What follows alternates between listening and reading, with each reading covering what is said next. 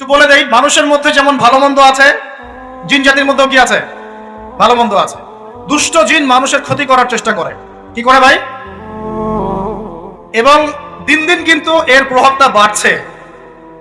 তো এখান থেকে বাঁচার জন্য কিছু প্রোটেকশন আগে বলে দেই, তারপর সামনে যাই।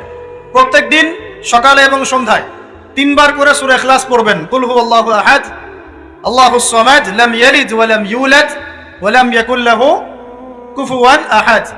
সকালে সন্ধ্যায় কয়বার? 3 বার। আর 3 বার পড়বেন সূরা ফালাক, কুল আউযু বিরাব্বিল ফালাক, এই সূরা।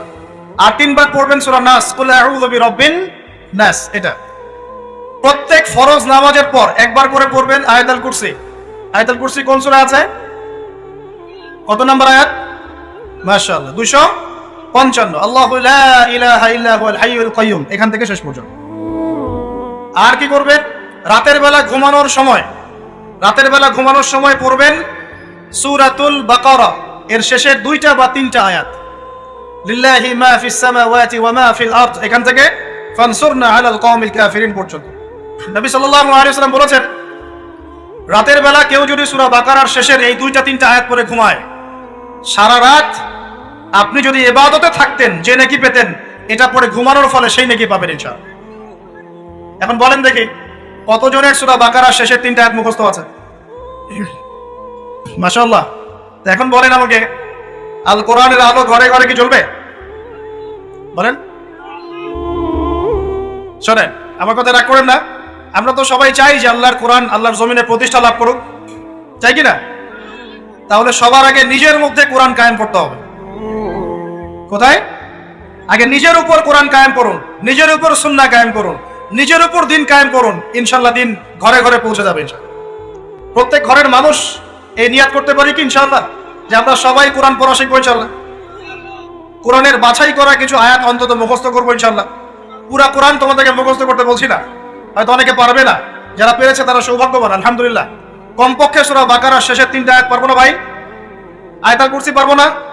সূরা ফালাক, সূরা নাস, সূরা ইখলাস, সূরা কাফিরুন, সূরা হাশরের শেষের 3টা আয়াত, সূরা কাহফ এর প্রথম 10 শেষ 10 আয়াত, সূরা কাহফ প্রথম 10 শেষ 10 আয়াত, সূরা সাফফাত এর প্রথম 10 আয়াত, সূরা আর রহমান, সূরা ইয়াসিন, সূরা মুলক। এই যে কমন জিনিসগুলো, এগুলো মুখস্থ করতে পারবো না ভাই ইনশাআল্লাহ? আল্লাহ পাক সবাইকে তৌফিক দান করুন, বলি আমিন। আর এখন যারা বিয়ে শাদী করেন নাই, নিয়াত করেন যে আপনাদের ঘরে যে সন্তান আসবে, আচ্ছা সন্তানের আগে বউয়ে আসে নাকি? আচ্ছা, যারা বিয়ে শাদী করেন নাই নিয়াত করেন, দিনদার, মুত্তাকি, পরহেজগার, কোরআনওয়ালা মেয়ে ছাড়া বিয়ে করার দরকার নেই। বাস বাস বাস বাস বাস। শোনেন, এর মানে এই নয় যে খালি মাদ্রাসার মেয়েদেরকে বিয়ে করবেন। বরং এমন অনেক দিনই বোন আছেন আমাদের, স্কুল কলেজ ইউনিভার্সিটিতে পড়েন, তারা অনেক বেশি দিন চর্চা করেন মাশাআল্লাহ। আমি বলেছি কোরআনওয়ালা দিনদার পর্দাশীল নারী বিয়ে করবেন। এবং দ্বিতীয় নিয়াত করেন, যে সন্তানই হবে কমপক্ষে একটা সন্তানকে হাফেজে কোরআন বানাবেন ইনশাআল্লাহ, একটা সন্তানকে আলেম বানাবেন ইনশাআল্লাহ। আপনার মেয়ে হলে সেই মেয়েকে আয়েশা রাদিয়াল্লাহু আনহার মতো বানান ইনশাআল্লাহ। আপনার ছেলে হলে আপনার ছেলেকে আবু বকর, ওমর, ওসমান, আলী রাদিয়াল্লাহু আনহুম আজমাইন তাদের আদর্শে গড়ে তোলেন ইনশাআল্লাহ। পারা যাবে না ভাই?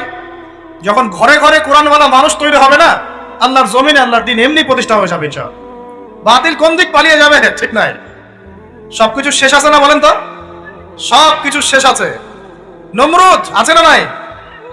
দুনিয়াতে আছে। মানুষ তার নামও স্মরণ করে।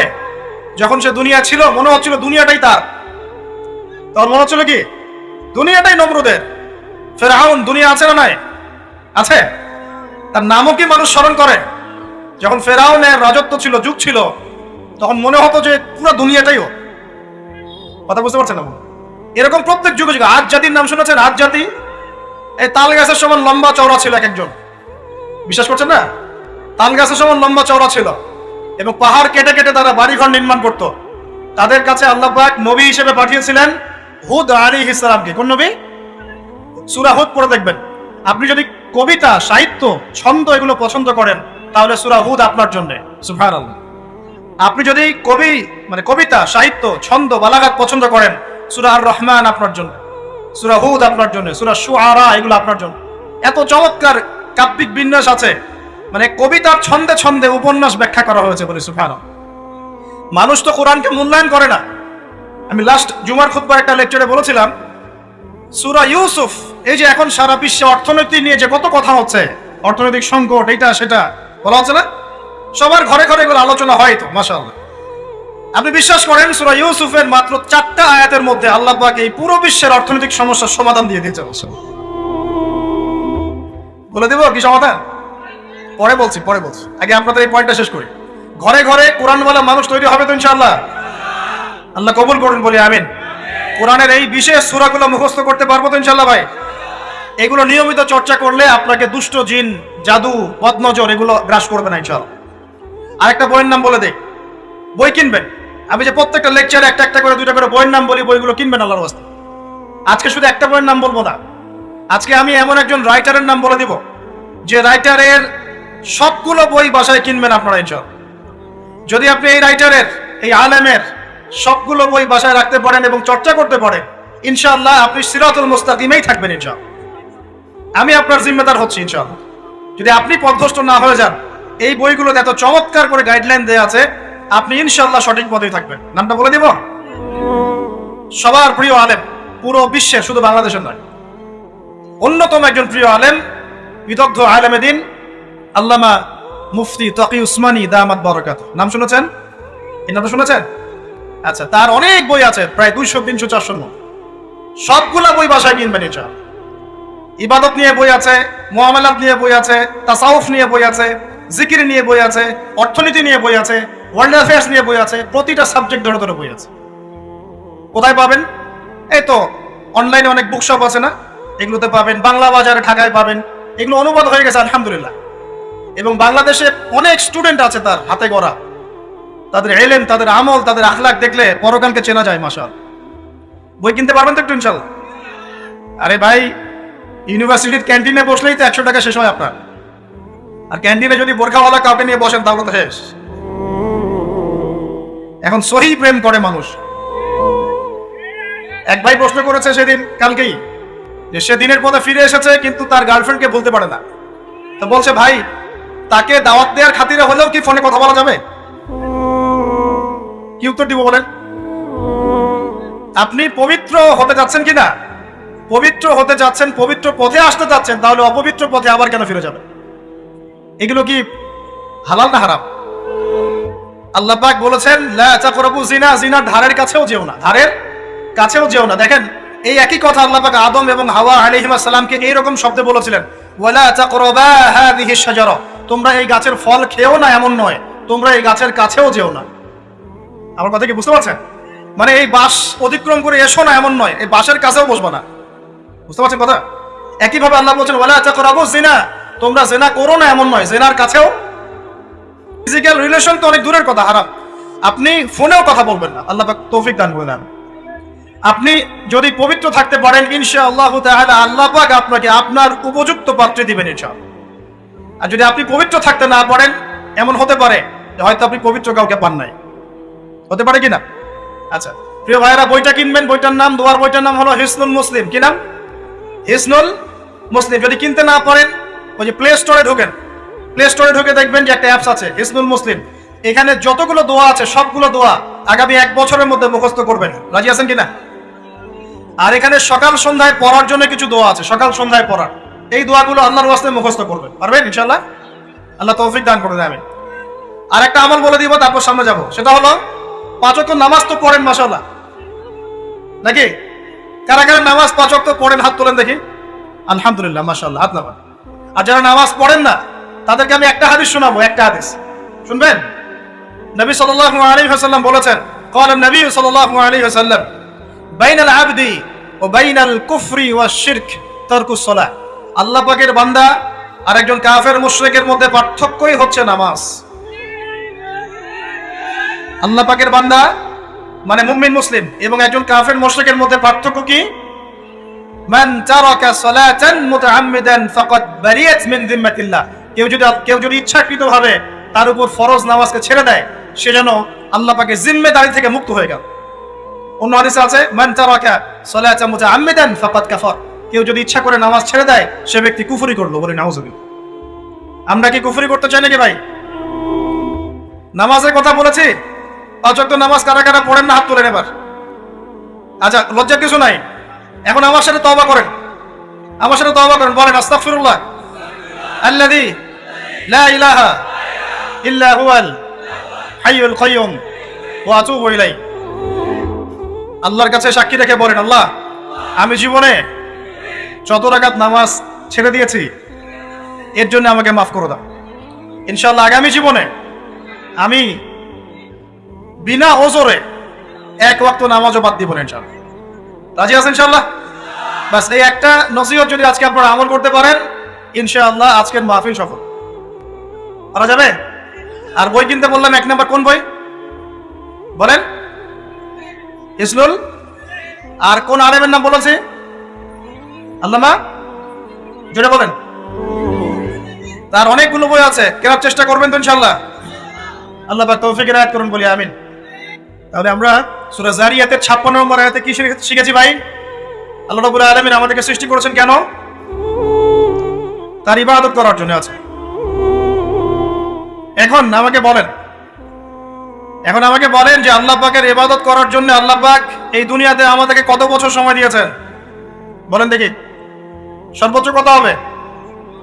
সর্বোচ্চ 60, 70, 100 হতে পারে। এই তো।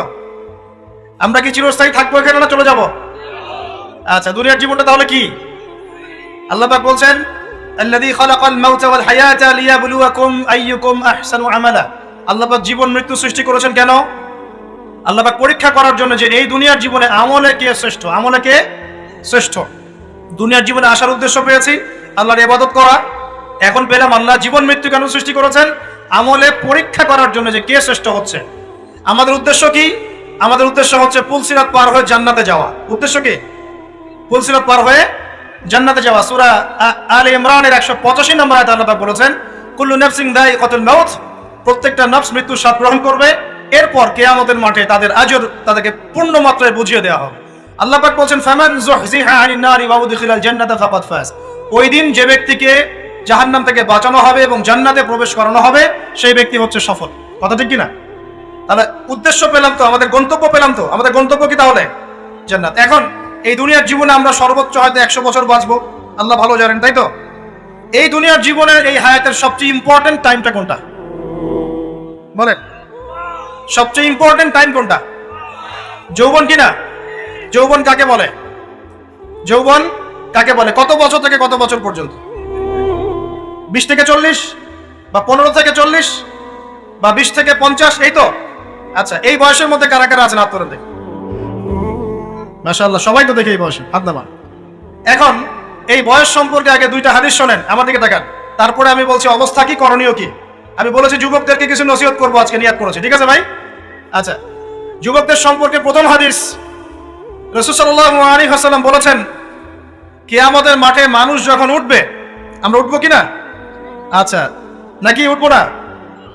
যারা আগুনে পুড়ে গেছে তারা উঠবে কিনা? যারা পানিতে ডুবে গেছে, যাদের লাশও খুঁজে পাওয়া যায় নাই, উঠবে কিনা? উঠবে। আচ্ছা, যখন মানুষ উঠবে তখন তাকে 5টা প্রশ্ন করা হবে। কয়টা ভাই? এই 5টা প্রশ্নের আগে সে তার পা সামনেও ফেলতে পারবে না, পিছনেও ফেলতে পারবে না। আমরা কি একটু চিন্তা করতে পারছি কত ভয়ঙ্কর হবে বিষয়টা? এই সামান্য গরমে আমাদের অবস্থা খারাপ, সূর্য সেদিন সামনে নিচে, আর মানুষ উঠে দাঁড়িয়ে আছে, তাদেরকে 5টা প্রশ্ন করা হবে। যতক্ষণ পর্যন্ত প্রশ্নের উত্তর দিতে পারছে না, সামনেও যেতে পারবে না, পিছনেও আসতে পারবে না, পা নড়াতে পারবে না। 1, তোমার পুরো জীবনটা তুমি কোন কাজে ব্যয় করেছো? উত্তর কি রেডি আছে আমাদের কাছে? আমরা কি বলতে পারবো, হ্যাঁ আল্লাহ, আমরা আমাদের পুরো জীবন তোমার ইবাদত করে কাটিয়েছে? 2, তোমার যৌবন স্পেশালি তুমি কোন কাজে ব্যয় করেছো? তোমার যৌবন তুমি স্পেশালি কোন কাজে ব্যয় করেছো? যুবকরা কি উত্তর দেওয়ার জন্য প্রস্তুত আছে যে আমাদের যৌবন আমরা আল্লাহর পথে কাটিয়েছি? সবাই কি বলতে পারবো? 3 নাম্বার, তোমার রিজিকের উৎস কি ছিল? কোন পথে সম্পদ অর্জন করেছো? 4 নাম্বার, কোন পথে সম্পদ ব্যয় করেছো? কোন কোন খাতে সম্পদ ব্যয় করেছো? আমরা কি আমাদের আয় এবং ব্যয়ের হিসাব দেওয়ার জন্য প্রস্তুত? 5, তোমাকে আমি যে জ্ঞান দিয়েছিলাম সেই জ্ঞান অনুযায়ী আমল করেছো কিনা? আল্লাহ পাক আমাকে আপনাদের সবাইকে তৌফিক দান করুন, জানা অনুযায়ী আমল করার তৌফিক দান করুন। এই 5টা প্রশ্নের মধ্যে যৌবনকাল ইম্পর্টেন্ট কিনা ভাই? গুরুত্বপূর্ণ কিনা? মাথায় রাখি। আল্লাহ রাব্বুল আলামিন সূরাতুজ যারিয়াত এর 56 নম্বর আয়াতে বলেছেন, বিসমিল্লাহির রহমানির রহিম, আল্লাহ তাআলা বলেন, ওয়ামা খালাকতুল জিন্না ওয়াল ইনসা ইল্লা লিয়াবুদুন। আমাদের আল্লাহ, আমাদের রব, তিনি বলেন, আমি জিন এবং মানব জাতিকে শুধুমাত্র আমার ইবাদত করার জন্যই সৃষ্টি করেছি। আমি জিন এবং মানব জাতিকে শুধুমাত্র আমার ইবাদত করার জন্যই সৃষ্টি করেছে। তাহলে আমরা জানতে পারলাম যে আল্লাহ রাব্বুল আলামিন কি উদ্দেশ্যে আমাদেরকে সৃষ্টি করেছেন। কি উদ্দেশ্যে ভাই? আরো জানতে পারলাম আল্লাহ পাক শুধু মানুষকেই ইবাদত করার জন্য সৃষ্টি করেন নাই, জিনদেরকেও সৃষ্টি করেছেন। এখন আপনারা কি জিনে বিশ্বাস করেন? এখন বিজ্ঞান যদি বলে জিন বলতে কিছু নাই, তাহলে আপনি বিজ্ঞান মানবেন না কোরআন হাদিস মানবেন? এখন জোর গলায় বললেন যে আমি কোরআন হাদিস মানবো, কিন্তু কিছু মানুষ যদি বলে জিনদেরকে তো দেখাও যায় না, ছোঁয়া যায় না, তারা কঠিন না তরল না বায়বীয়, এটা ল্যাবে বসে প্রমাণ করা যায় না, তাহলে আমরা যে দেখি না, জানি না, অস্তিত্ব প্রমাণ করতে পারছি না ল্যাবে বসে, তাহলে কেন আমরা তাকে বিশ্বাস করব? এরকম প্রশ্ন ছুড়ে দিলে আপনি কি উত্তর দিবেন? নাউজুবিল্লাহ তো বলবেন, উত্তর কি দিবেন? কেন জিনে বিশ্বাস করেন? এই তো আটকে গেছে। আর যদি জোর গলায় বলেন না কোরআন এবং হাদিসে আছে বলেই বিশ্বাস করি, তখন আমি যদি বলি যে আপনার দর্শনটা তাহলে মৌলবাদী দর্শন, আপনি কোরআন হাদিসে যা আছে চোখ বন্ধ করে বিশ্বাস করেন, প্রমাণ করতে তো পারছেন না, তখন কি বলবেন? আচ্ছা, আমি ভেঙে দিচ্ছি। কারণ আল্লাহ পাক বলছেন, আমি জিন এবং মানব জাতিকে শুধুমাত্র আমার ইবাদত করার জন্যই সৃষ্টি করেছি। তার মানে প্রমাণ হয়ে গেল জিন জাতি বলতে কিছু আছে। কথা ঠিক না বেঠিক? প্রমাণটা কে করলেন? এখন আল্লাহ রাব্বুল আলামিন মানুষকে সঠিক পথ দেখানোর জন্য তার পক্ষ থেকে কিছু ওহী নাজিল করেন। কি নাজিল করেন? যেমন মুসা আলাইহিস সালামের যুগে নাজিল করা হয়েছিল তাওরাত, ঈসা আলাইহিস সালামের যুগে নাজিল করা হয়েছিল কি? ইনজিল। দাউদ আলাইহিস সালামের সময় কি নাজিল করা হয়েছিল? জাবুর। আর শেষ নবী মুহাম্মদ সাল্লাল্লাহু আলাইহি ওয়াসাল্লামের উপর কি নাজিল করা হয়েছে? কোরআন।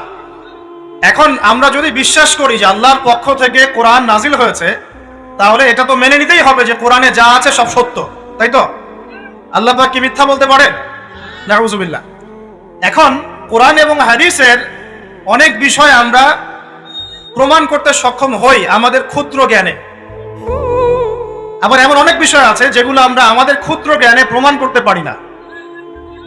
যেমন ফেরেশতার অস্তিত্ব কি আমরা প্রমাণ করতে পেরেছি? আপনি কি ল্যাবে প্রমাণ করতে পারবেন?